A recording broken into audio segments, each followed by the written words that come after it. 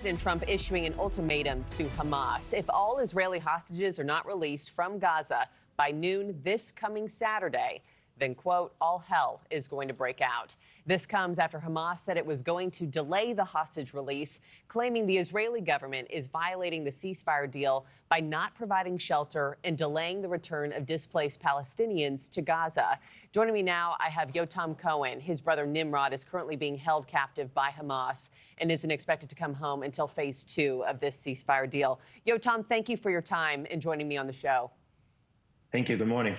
Let's just start with this disheartening news coming from Hamas. Do you believe President Trump's threat, saying all hell will break out if all hostages are not released this weekend, will sway the outcome of the hostage exchange? I mean, Hamas is unexpected. It's a terrorist organization, and we've been hearing a lot of threats in the past 2 months, and recently from Trump also. But the previous threats of Trump's were answered, and the first part of the hostage deal was signed. So although the confusion and the fact that we are afraid that everything will break and will break loose and the war will resume, I believe that in the bigger term, we do trust Trump, and I believe him. Mm-hmm.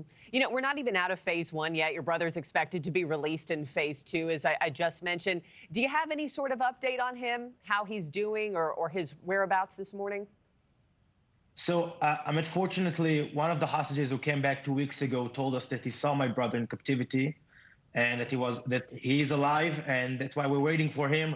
And we're afraid because we're seeing the footage of the hostages who are coming back right now looking like Holocaust survivors. And we're very much afraid that my brother is in the same condition and he won't survive the next few weeks. Yeah, well, I mean, it would be something to rejoice in him coming home, but it's also a medical emergency, right? I mean, it's going to take a long time to recover for these hostages. I also understand that hostage who was in captivity with your brother shared with your mom, right, that he knows that you and the family are doing everything in your power to get him back home. Did that bring you some sort of peace to know that he knows y'all are fighting for him? Very much so. This is one of the reasons that we're fighting, and we're interviewing in very much every channel possible for the small chance that he might see us in captivity, and it might give him strength and uplift his spirit, so he can hold on as long as he needs until he's back home. What would your message be to your brother this morning if he were watching this?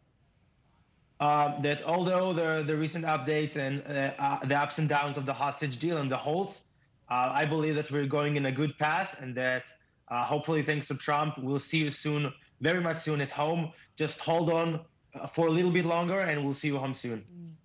I know your family, along with other hostage families, Yotam, have petitioned Israel's high court to release the full text of the Gaza ceasefire and hostage deal.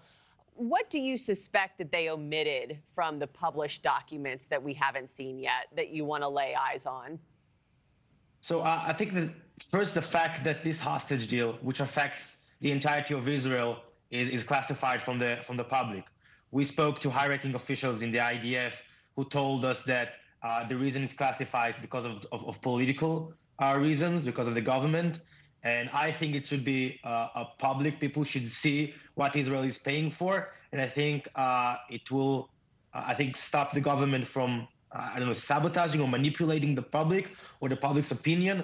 People must understand what is going on, what we're paying, and what we're getting. You want full transparency here. Yotam Cohen, I have to end it there. Thank you so much. Please let us know if you get any updates on your end. I would love to have you back on soon for an update.